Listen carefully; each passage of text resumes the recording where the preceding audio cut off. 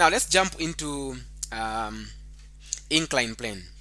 Okay, let's jump into incline plane. So incline plane, just imagine you are moving at a slope.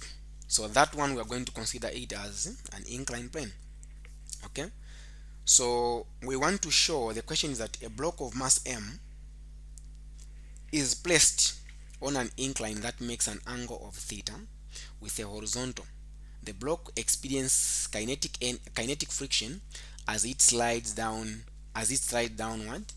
Show that the coefficient of kinetic friction, which is mu, is given by this formula. Mu k is equal to tan theta minus acceleration divided by g cos theta. So how can we find that? Let's first come up with a free body diagram. A free body diagram of incline looks like this. We have got an angle that is theta. Then we have this. That's an object. Now this object is moving under the influence of gravity. It's sliding down, meaning it's going. The only force that makes the whole system to go down, it is Fg. Fg is naturally present, but again there is friction force that is opposing the motion. Okay, but remember, what I want you to understand is that when you're talking about inclined plane, Fg is always given by the mg cos sine theta, and then the normal force is given by mg cos theta. These are the things that I want you to know. I explained in the video, the one for inclined plane. You can just search on the search button. I explained everything where these formulas are coming from. Okay, I explained everything where they are coming from. So now what I want you to understand is this. So another force that is acting in this case is the force that acts perpendicular to the surface, that is the normal force. I want to show you again where it's coming from. It's like you are interested, you want to know where it's coming from, right? Then the force that goes downward is what we call the weight force. Now look at this. The weight force is the force that is acting by the what? By the object. Okay, so now to balance the normal force, we are going to have this. It will go like that. So the angle that is being formed here is the same as the angle which is going to be formed there. So using SOHCAHTOA, this is the weight force, which is actually mg. To balance this, what I want you to understand is that this is opposite, meaning this is mg sine theta. So this is going in the same line as Fg. Therefore Fg is equal to Fg sine theta. At the same time, the normal force is in the straight line with this one is adjacent, so this one is mg cos theta. So the normal force is going in the straight line with mg cos theta. Therefore the normal force is mg cos theta. Now after looking at this, now we can now start working around with the forces. The summation of forces that in x, we are going to assume that that is the x direction.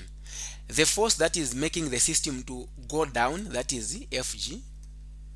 Now there is also friction force which is going to carry negative.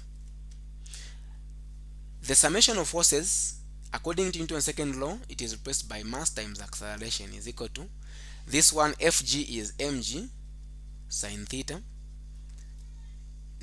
Friction force is mu k times the normal force. So the normal force, again, we are going to replace ma is equal to mg sine theta minus, so now this is mu k, normal force is mg cos theta. At this point I can go ahead and cancel mass, and I'll have acceleration, the formula for acceleration being equal to g sine theta minus the mu k, then g cos theta. So this is the formula that I want you to know. In this case, if the question, they give you the digits, then they'll ask you to find the acceleration. But here we want to make mu as a subject of the formula. So what are we going to do? We are going to shift this to go to the left side and a to go to the right side. So then we are going to have mu k g cos theta being equal to g sine theta minus a. Let's divide both sides by g cos theta, even here g cos theta. I need more space. We just want to show that that formula is given by that. These two can cancel. Then now I have mu k being equal to g sine theta minus a. I divide this by g cos theta. Let us look at this. If I have x minus 2 minus y minus 2, or if I've got x divided by 2 minus y divided by 2, it's the same as x minus y, then I divide it by 2. It's the same thing. So now I can take this back to that. There is no problem. At the same time, what I want you to understand is this. If I have maybe 4, okay, 4 minus 3, I divide this by 2. This is the same as 4 over 2 minus 3 over 2. It's the same thing, because I can take it back to say that the common denominator is 2, and it will still get me back to that. So this is the same concept that I'm going to use here, meaning that this mu k,